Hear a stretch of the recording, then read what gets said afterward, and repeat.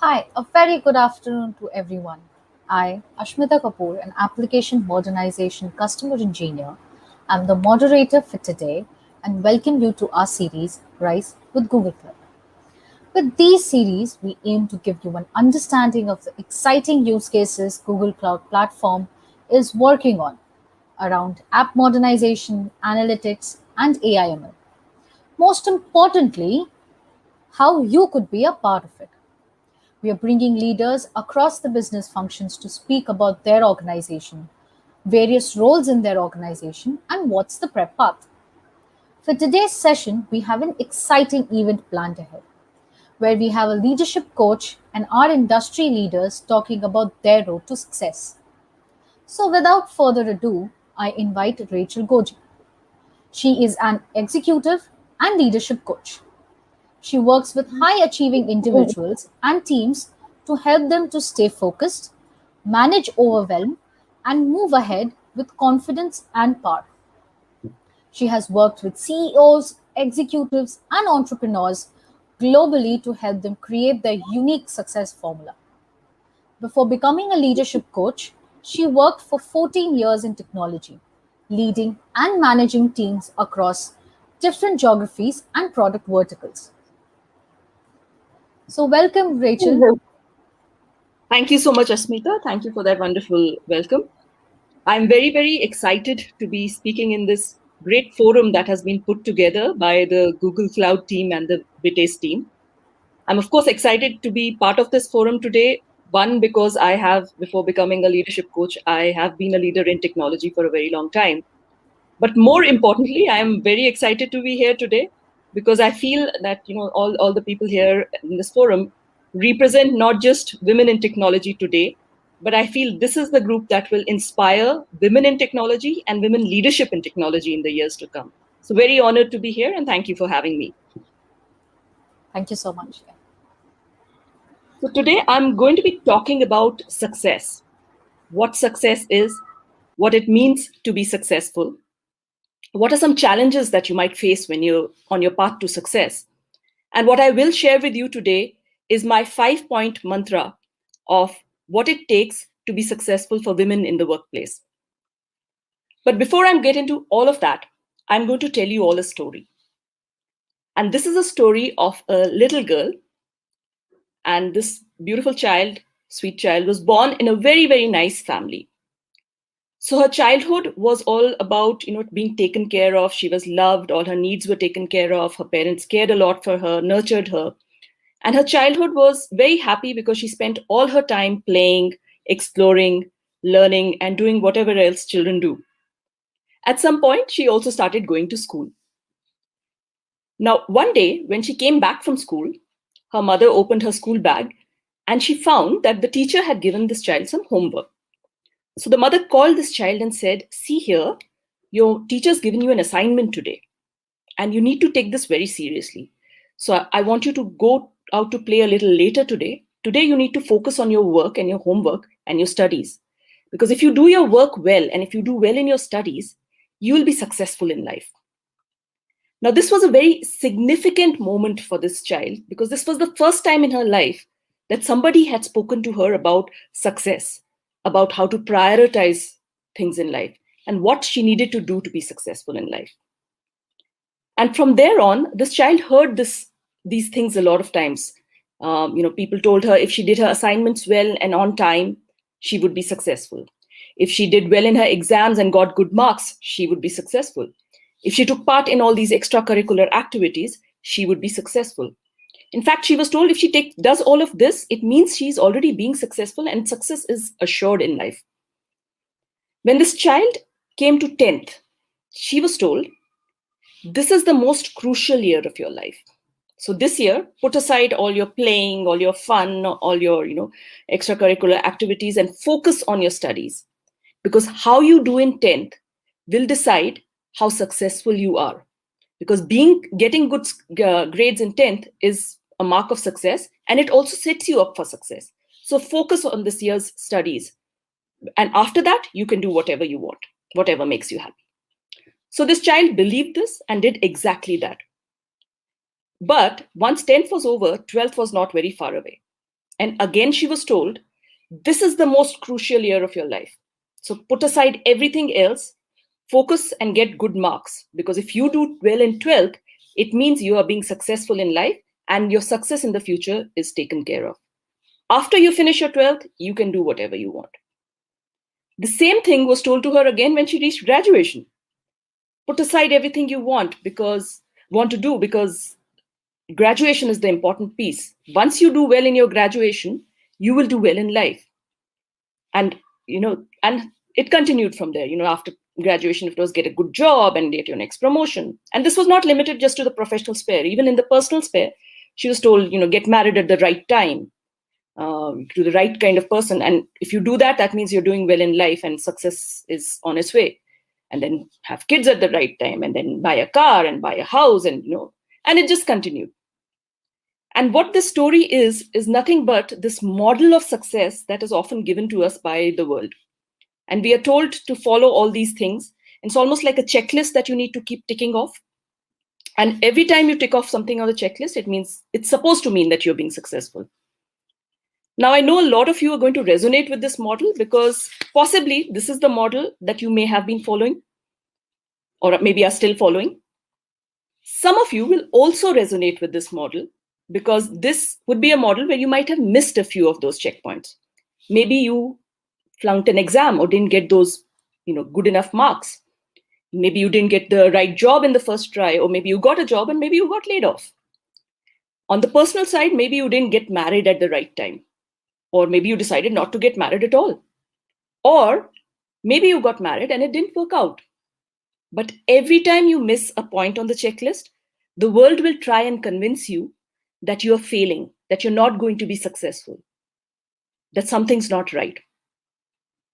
But this whole model gets me to start thinking, and I see a lot of flaws in this model.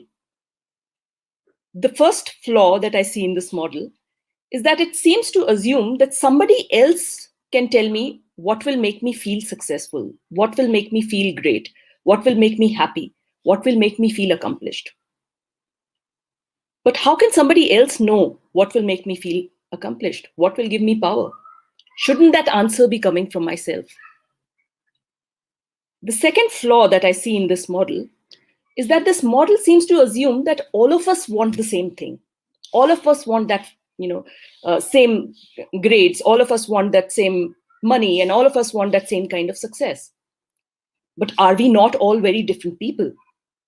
I mean, don't we have different skills, different interests, different talents, different experiences, different aspirations? Are they not different things that motivate us in life? So how can the same model apply to all of us? And my biggest problem with this model, if I may say, comes from my work of working with people as a coach. I cannot tell you the number of people that I know who have met everything on this checklist, and then they tell me that I've got all of this, but I'm not happy. Because the biggest problem with climbing the ladder to success is finding that you climb it and then you find that it was leaning against the wrong wall. So what I say to you today, and this is my first mantra for success, is define your own success. Don't depend on the world to tell you what's right for you. Define it yourself. What is it that gives you motivation? What is it that gives you a feeling of accomplishment? What is it that gives you a feeling of power? What is it that gives you a feeling of happiness? Define it for yourself. So if there's one thing that you do today, take a piece of pen and paper and write down, what is it that success is for you? What makes you feel great? And only you can define that. For some people, success might be about the learning that they get at their work. For some people, success could be about the money that they make. For somebody else, success could be about the kind of influence and impact that they create in the world. For somebody else, success might be just about having the right balance in your life. But what success is different for different people. And only you can define what's right for you. So today, when you sit down and write about success and what success means to you, make sure that it's coming from your heart and not from somebody else's definition of success. And that is my first mantra for success. That brings me to my second mantra of success. And this is very, very important, especially for women. And this mantra is Learn to use your voice. Now, what do I mean by that? I mean two things. The first one is let the world know what you're doing. I cannot tell you the number of women that I know who are extremely talented, extremely hardworking, extremely committed, and they do brilliant work. But they never speak about the work that they do because they go by this philosophy that good work will speak for itself. And if I do good work, somebody will notice. Well, let me tell you today that hoping somebody notices my work is not a great success strategy. You need to let people know what you're doing. This is even more important today when we are all working remotely and half the time we don't even see our leaders and our colleagues. People don't see us. When we were working from office, at least people would walk by and we would have those info chats and you sense of what somebody was doing. Today, for a lot of leaders, it's very difficult to know what people are doing. So make sure that you let people know. Because the risk that you run by not telling people what you do is that they may assume that you don't do anything at all. Right? And that's not great for you. The other thing that I mean by use your voice is that ask for what you want. If you have aspirations, if there's certain type of roles you want, if there's certain type of projects you want to be part of, if there's certain designations you're aspiring for, talk to your leadership about it. At any given point of time, your leadership, your managers, your colleagues should know what you want out of your career. Because if they don't know, they cannot match you to those opportunities. And one of the biggest mistakes you could make is assume that they will figure it out or assume that they will use some magical telepathic power and read your mind. So don't leave it to that. Don't leave it to chance. Learn to use your voice, let people know what you're doing, and let people know what you want to do in the future. And that's my second mantra of success. And that brings me to my third mantra of success. And for this, I'm going to tell you a short story. So I was watching this interview by this American rapper Kanye West. And for those of you who are not familiar, he also goes by the designation of Kim Kardashian's husband. And so this was this regular interview, and towards the end of it, the interviewer asked him this one question, which I thought was very, very interesting. And he asked him, so there's so many people who idolize you, and there's so many people who are your fans. But who are you a fan of? Who do you idolize? And Kanye West replied, there is only one person whose poster I've ever put up in my room. And that's the only person who matters. And that poster is my own. And my first reaction was, that sounds very arrogant. I mean, you only look at your own poster. But then he said something that was extremely profound. He said, if I don't believe in myself, if I don't get inspired by myself, why should somebody else? And this is what I say to you as my third mantra today. Believe in yourself. Be your biggest fan. Be your biggest cheerleader. Be your biggest motivator. And then when there are moments of doubt, and when you're doubting yourself and you're struggling with confidence, also be your best friend. When we have a friend who comes to us and says, I'm feeling very, I'm feeling very low. I'm not sure I can do this. I'm not sure if I've got it in me. I'm not sure if I have the confidence. What do we say to that friend? We say, of course you can do it. You've got it. Go for it. Give it a try. So when you're having a moment of self-doubt, be your best friend and say that to yourself. Because if you don't believe in yourself, why should somebody else? And this brings me to my fourth mantra of success. And that is, don't wait for perfect. Jump right in. So those of you who come from the product design, agile background will be familiar with the concept of minimal viable product, MVP. Right? So what is an MVP? So MVP is not a product that is 100% ready, that has all its best features inculcated and all its bugs sorted out. MVP is a product that has the minimal features that allow it to go to market.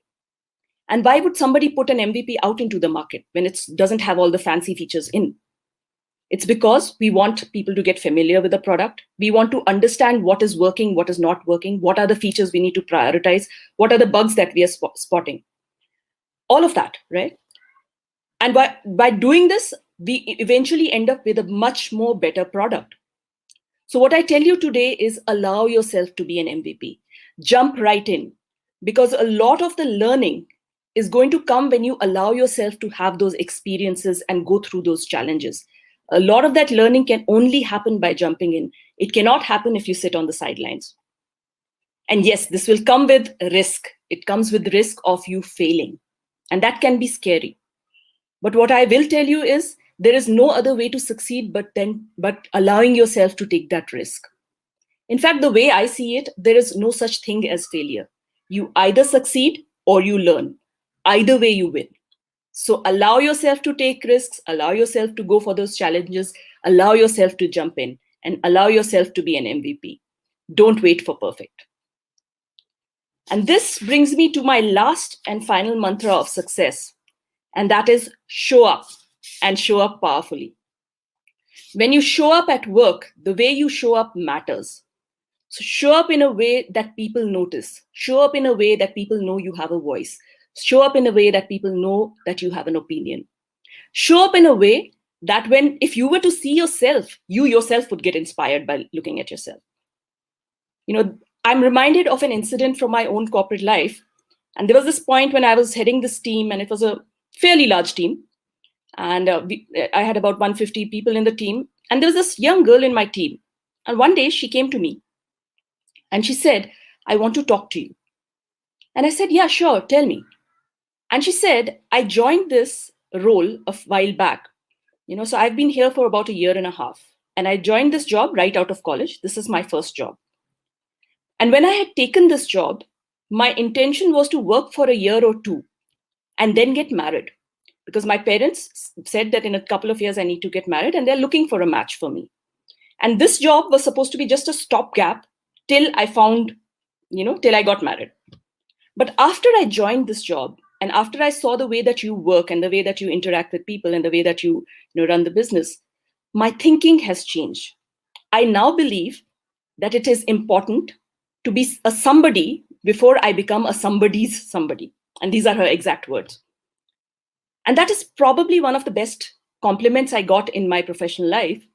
But more importantly, it was a very humbling moment for me, because it was in that moment that I realized that the impact that we have on people around us, the way that we show up, impacts not just the work that we do and the outcomes that we produce. It also has a huge impact on everybody around you. So, what I say to you today is show up powerfully. Show up in a way that if you saw yourself, you'd be inspired. Show up in a way that you inspire everybody around you. And show up in a way that when people see you, they know that you intend to be successful. And those, ladies, are my 5 mantras for success. I hope you found them useful. And I wish you all the best in your career and in your life. And I hand it back now to Ashmita, our wonderful moderator. Thank you. Hey, thank you so much, Rachel. That was so informative. Uh, and thank you, Rachel, for taking out time again and speaking to us. My I am pleasure. sure a lot of us here, including me, and I trust you, Rachel, when you say I myself have taken down notes and I have taken down your mantras, and I want to take that back. And every day I want to tell to myself that I am a winner in whatever I am doing today, right? And I will, as exactly as Rachel was saying, I will tell you, all of you ladies here today, you define your own success, and that's where you win. So, thank you so much, Rachel. My pleasure. Thank you for having me.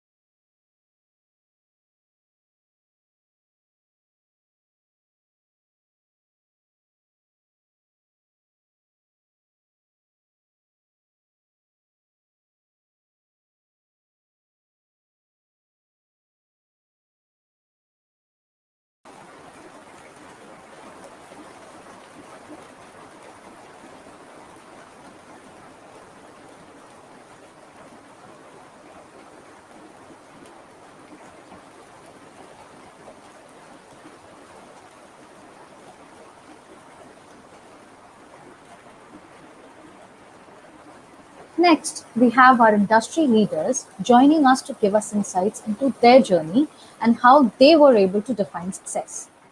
We have with us today Dragana Beara. She's the APAC head of Google Workspace Customer Engineering.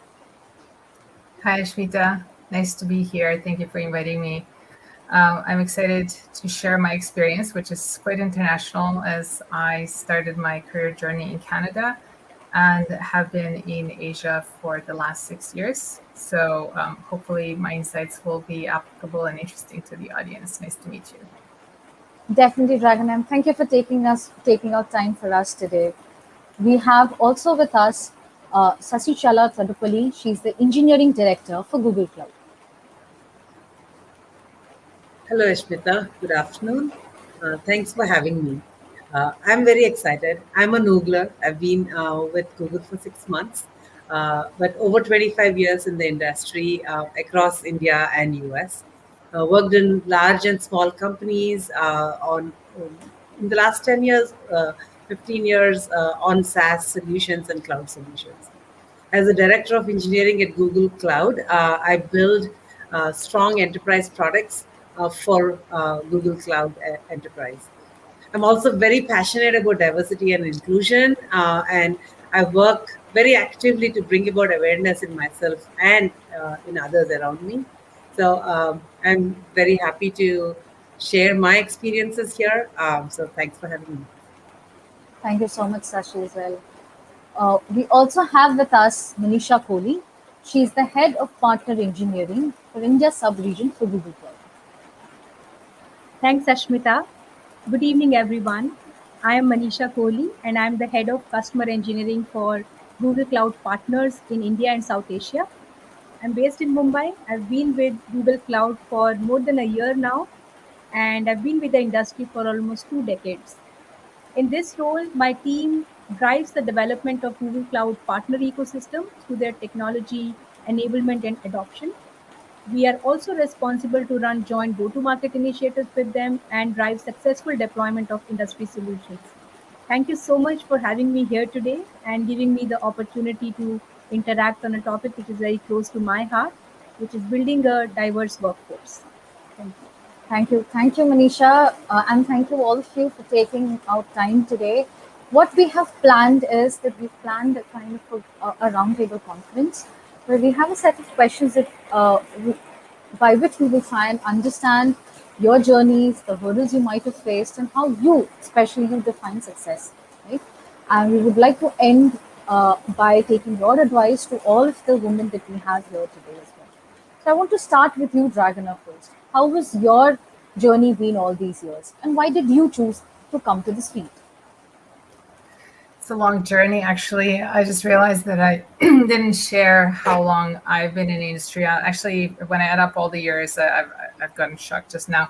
It's about 25 years between my co-op university experience and then post-grad experience. As I mentioned, I started in Canada. I graduated from University of Waterloo Systems Design Engineering program, which at the time was considered one of the most difficult and competitive programs to work in, to graduate from, and I have to admit I wasn't a big fan of coding, so I ended up almost immediately taking the business route, but in high tech. At first, I was in robotics, and then the company that I was working for ended up being bought by HP, the Agilent arm, and I took an opportunity to move over to ICT, information and communications technology, which was always my bigger passion from my co-op days. I also took an opportunity to move back to Canada because after university, I ended up in the US for 3.5 years. And then I moved back to Toronto, where I spent another 19 years before moving to Singapore in 2015, and then being here for 6 years. In that journey, I've transitioned from HP to a small startup that was focused on AI insights for CRM customers, and then went back to HP, moved to Singapore, went to Dell Technologies, and then Google now about 8 months ago. I also changed quite a few roles. I did a lot of lateral movements as well as some steps up. But I'd say that the diversity of my experience has actually served me well. I started in as a marketing engineer, then I became a sales rep, then I became a client principal in consulting organization, and I also got into consulting services portfolio management. So I was responsible for creating practices around Cisco, Microsoft, Avaya, and Polycom businesses that HP was taking to market. That actually proved to be a great experience, both from the business acumen learning and also just from understanding the industry that I'm in right now. So that's where I developed a passion for unified communications and collaboration. And then I actually ended up going to marketing, and I spent 6 years doing content marketing, being a subject matter expert, evangelist for specific technologies, specifically on the emerging technology side. So most recently, before I came to Google, I was focused on IoT, AI, and augmented reality at Dell Technologies, as well as customer evangelism around digital transformation, workforce transformation, and all of the customer implications of what technology can do for them. So it's been diverse. It's been rewarding, big learning experience, and it provided me with an opportunity to really sort of throttle the pace of my career development, depending on where I was in the stage of my life. Absolutely. Thank you so much for that, Dragana. And I completely agree. Passion is all you need, right, to for us to move ahead in the ladder and to clearly know that what we like and we dislike, and then take that passion and hard work to move ahead. And I also understand that the entire journey wouldn't have been hurdle free, right? And therefore, I want to ask Sachi, my next panel member, that what were your hurdles, especially being a woman in tech, and what would your tips be to the fellow women in order to circumvent those? So, first off, hurdles are not explicit. Mostly for all of us, hurdles are very implicit. And I want to say that for me, technology and engineering happened by chance. And that in of itself is, I look at as a hurdle. I didn't back then.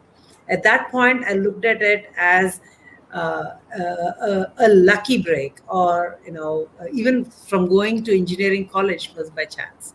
So I looked at it as an opportunity, lucky opportunity. But looking back now, there's very few men that will tell you that engineering happened by chance, or even education happened by chance. And so that in of itself is something that I realized later on in life. And then in the workplace, the first thing that I did, and because it happened by chance, you try to fit in. You feel that you have to be like most of the men around you, and especially this is 25 years ago. So the awareness also was not so high, not only in myself but people around me. So you try to fit in, you try to behave like your male colleagues. Uh, and because you don't see, I didn't see, very many role models at that time to emulate as a young engineer. And you don't see too many even today, unfortunately. But it has gotten better, thanks to policies, thanks to education, thanks to awareness. It has gotten better. So, and I think I would want any woman to say, don't try to fit in, be yourself, right? And there are role models that you can look for out there. And another thing is, the onus that comes on women as we grow in our careers, the onus of work-life balance, the onus of raising a family, and in the 2000s, the onus of being a superwoman, early 2000s, right?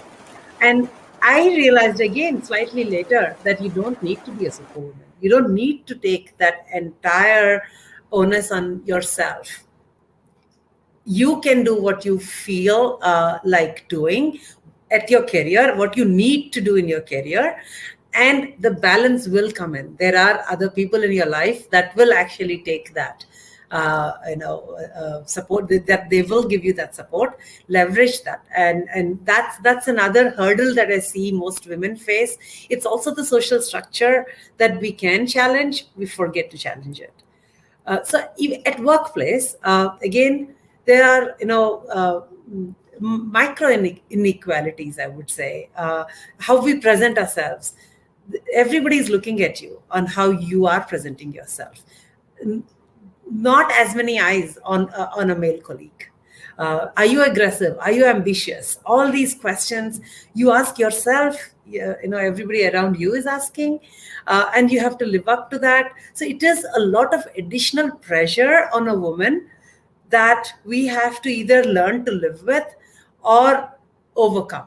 So these are the few things. But most recently, my pet peeve has been the diversity hire tag.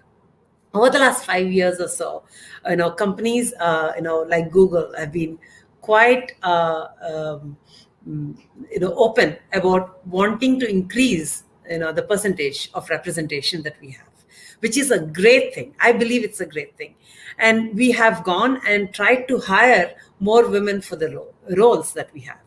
At the same time, the women that are coming in, and I'm not saying it's only here, I've seen it other places too, where the women coming in now are thinking, do I have the diversity tag on me?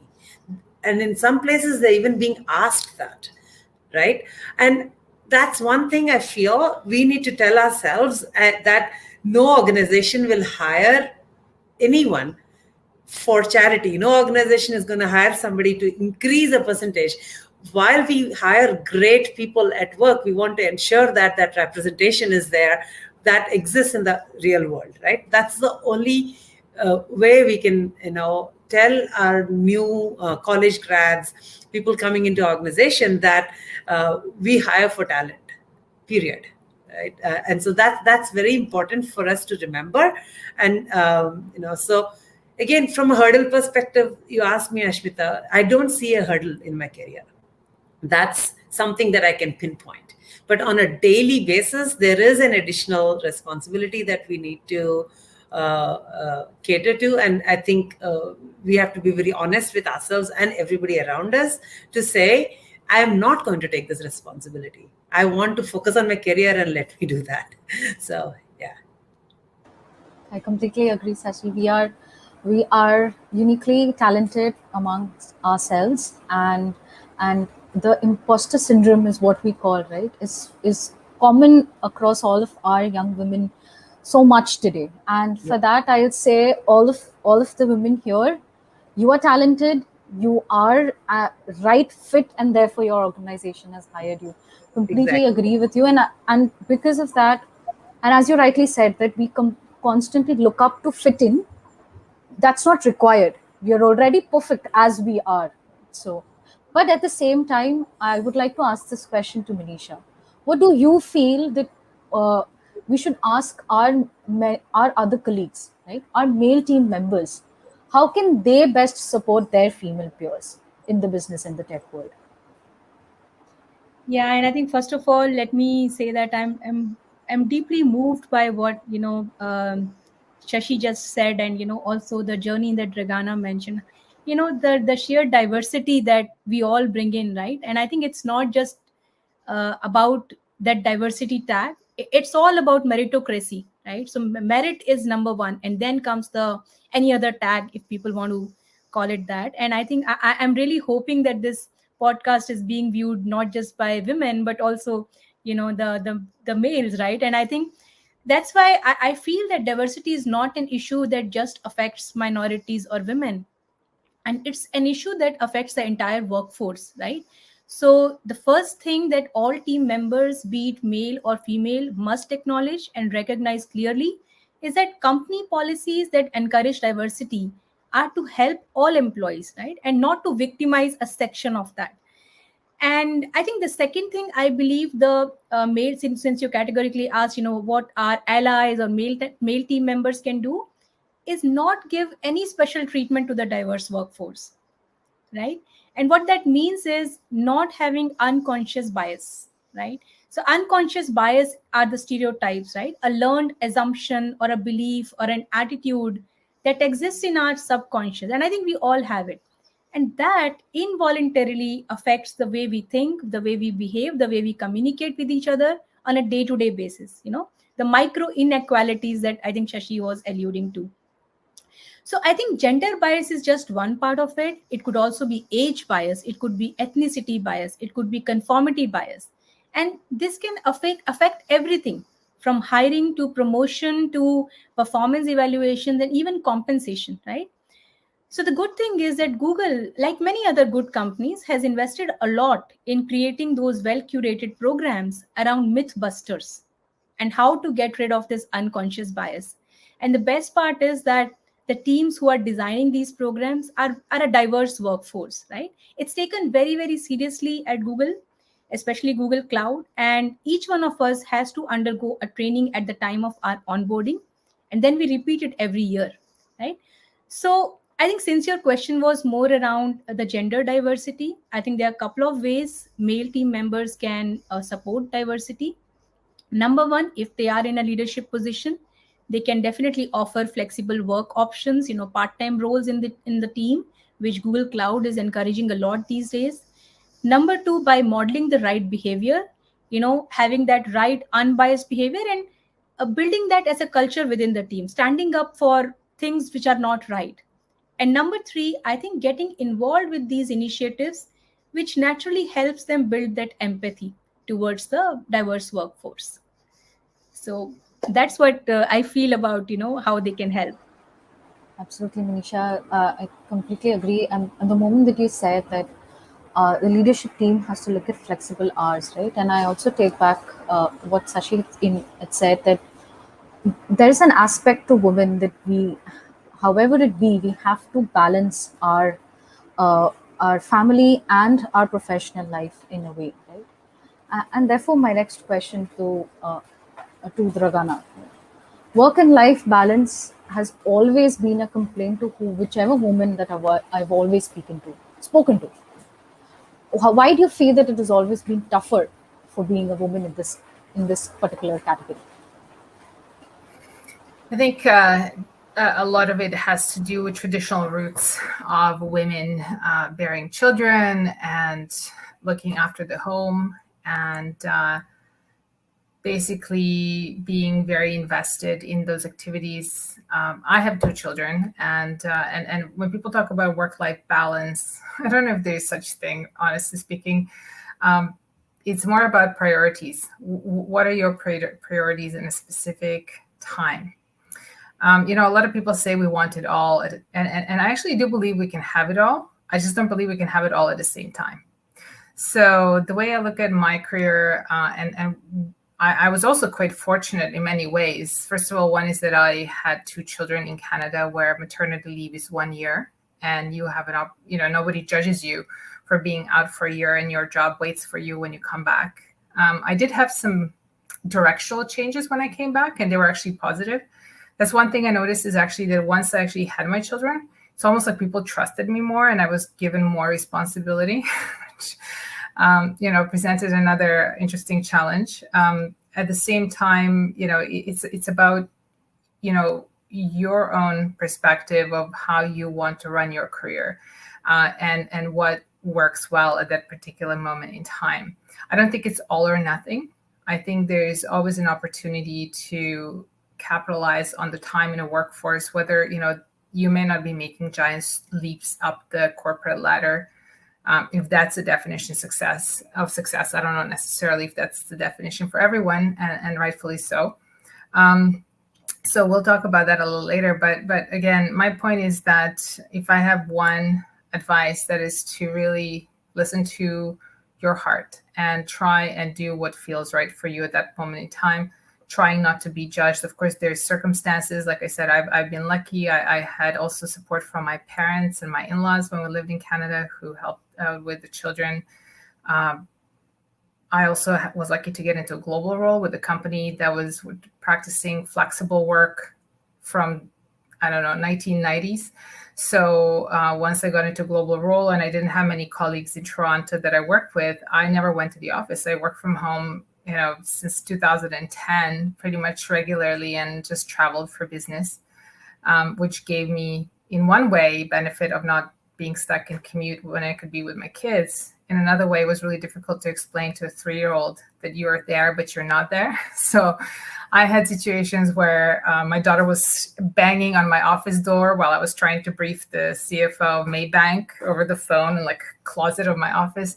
So all of that, it is just, if I look back, I think I've been quite blessed, but at the same time, I also paced myself. And I found that once we moved to Singapore, once I actually had a live-in help, once my children have gotten older, it's become much more easy to give work more focus and to take on more responsibility. But again, that worked for me. Other people, I also want to mention women who don't want to have children. That's okay. Women who don't want to get married. That's also okay. And it's really important for all of us, not just men in a workplace, but we all need to Manisha's earlier point, have to check our biases and have to, really understand that we're all in it together. And the more we all support each other, the easier it'll be for all of us. Yeah, that's definitely great, Dragana. And I liked where you said that it's important to have our priorities set, right? And that's how we define our own success. Right? Success is, though a word used, but it's very personal. Like it's your own success that you define, and it's not only for the women that we have today, but for everybody else. And I'll go back to what we had Rachel saying in our earlier discussions as well, right? We have to define our own success, we have to set our own priorities, and then everything else automatically falls into place. So I would like to ask Sasi, how do you define your success, or how do you define a success? So, like Dragana said, right? Our life is not about having a job separately from life. It is all blended together. So success is also blended together. You can't be successful. You can't call yourself successful at work if you're not happy in your life. So for me, the first benchmark of are you successful is, are you happy? Are you satisfied with where you are and where you plan to be going? It may change in your life, but so happiness is a cliche. Happiness equated to success is a cliche, but cliche is for a reason. But I would like to extend that to say, are you happy? Are you able to help yourself and others around you in whatever the needs may be, at work or at home, right? And then there is also I call it a myth, others may not, that you are happy in a job if it's your passion, right? And I don't know. I don't know if that is true. There is a difference between following a passion in life while having a successful career where you're happy. You don't have to be passionate about what you are doing day to day, but you need to be very satisfied with what you're doing. So that's the difference between a job and a career. Have a career, give it your 100%, do it because you like it, not because you dislike it. But at the same time, you may have other passions in life, like writing a book. That it is very important to have a career that will support your lifestyle and what you want to do in life, like travel and write a book. So that combination, I believe, is going to be very useful for you to be happy. And then within your role, at a job that you're in, if you're unhappy, it's time to change. But do everything in your ability to make yourself and your team successful by having an impact in that role, by setting yourselves and your team's goals and meet those goals in the most equitable and fair way that possible. And I think that will actually lead your path to a successful career and then a happy life. Great, Sasi. Absolutely, I completely agree with you that our mindset today, or where we are at, is very important, and that's how the words, right, passion, happiness, all of them, then they just automatically work out, right? Everything just works out if we are happy and we are passionate about what we are doing. Exactly. What about you, Manisha? If I ask you today, uh, what what would you like to change or tell your younger self, sitting here today where you are at? What would be the advice be for your younger self? I wish I could go back and change few things. So I think I wish I had, somebody like Shashi, giving me that guidance that you can always have a successful career, but also have, passions in life. See, when I look at my life so far, I feel I've played safe most of the times, right? I come from a modest background, and somehow because of that, I always thought that the only path I have available in front of me was to become an engineer, take a good job, earn money, some name and fame. And I was competitive, right? And I'm still competitive today. I do my best, I'm doing quite well. But when I look at what women are doing today as entrepreneurs, right, what they have done at Tokyo Olympics, and when I look at my own daughter today, I feel I should have taken more risks in life. And I feel that taking risk comes with a lot of benefits, right? You are driven to learn new things, new skills. You overcome your fear of failure, right? You sort of break through your self imposed limits. uh, it helps you clearly define what you really want, right? I think you uncover some really unforeseen opportunities and your self confidence grows. So, as I am in my midlife today, I've had this enlightenment recently, and I'm becoming more and more adventurous. I'm trying to look at things differently. I'm getting out of my comfort zone, and it's helping me actually, and I think I must thank Google Cloud again for that, because it's giving me those opportunities, like Shashi just mentioned, right? So we have something called 20% project here at Google Cloud. So you can continue to do what your job or your, the mainstream role demands. But at the same time, you can do 20% of, you can allocate 20% of your time on something else which you are passionate about, right? So I think if I could go back in time and change something about myself, probably this is something I would like to start doing a little early, taking risks. Great, Manisha. We all need to take risks and be more adventurous in our lives, and I completely agree with that.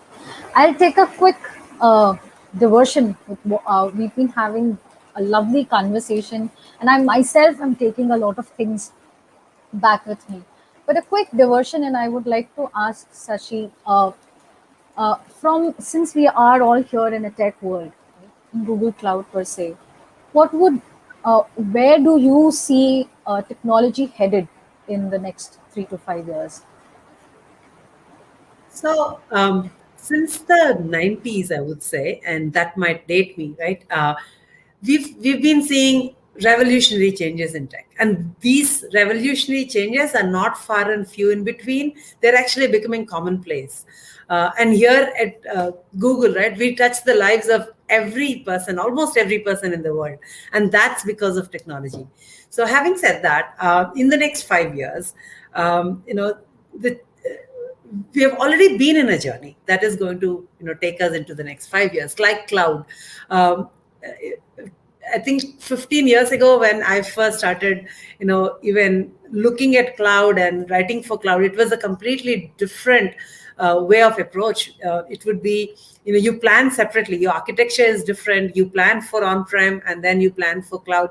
You don't hear the terms on-prem as much anymore. Microservices and cloud are coming together to change how we shop, how we do commerce on a daily basis, right? This is possible only because of this technology called cloud that has been change there for us in our lives for the last 10 years, and I think it's here to stay. Even for the next 5 years, it will be a huge player. A lot of organizations are migrating to the cloud, have migrated, and now multi-cloud is something that is going to be very common for the next 5 years, I think. So that's one. The second is again AI. Again, AI at this point is where cloud was, I think, 10 years ago, 15 years ago. It's separate from everything that we do. It's not integrated to our daily development work that we do daily, how we deal with life, outside of work also. AI is not part of it yet.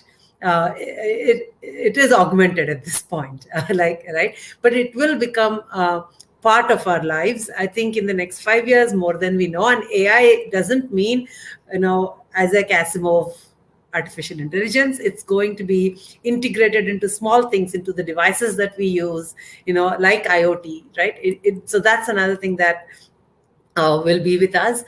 Data, it is now become another cliche in the tech world, but it is true. Data science and analytics are already blended in our daily lives. Our personal data, our social media, everything coming together. And you open your phone, and with your one Google ID, you see how everything is connected, and there is a great advantage in that. Also comes, you've seen a lot of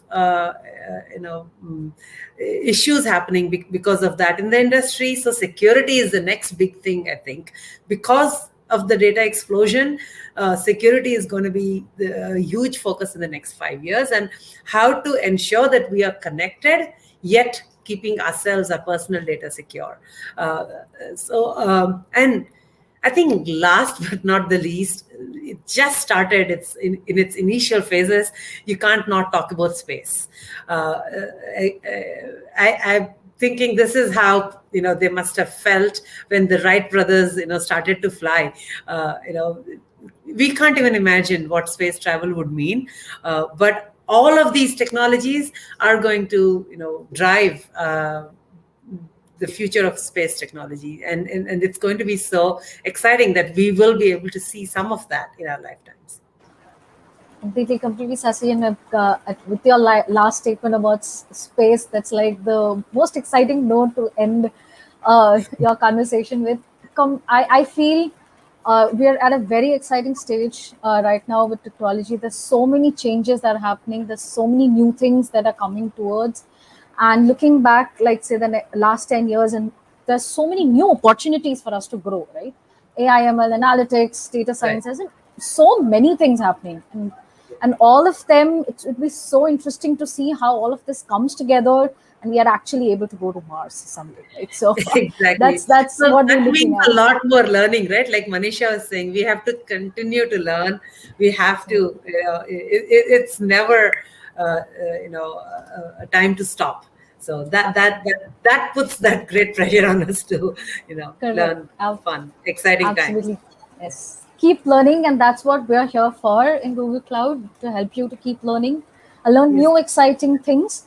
That's all of the questions that we have for our speakers today. But it would just be vain to end the note without having them ask to give us an advice.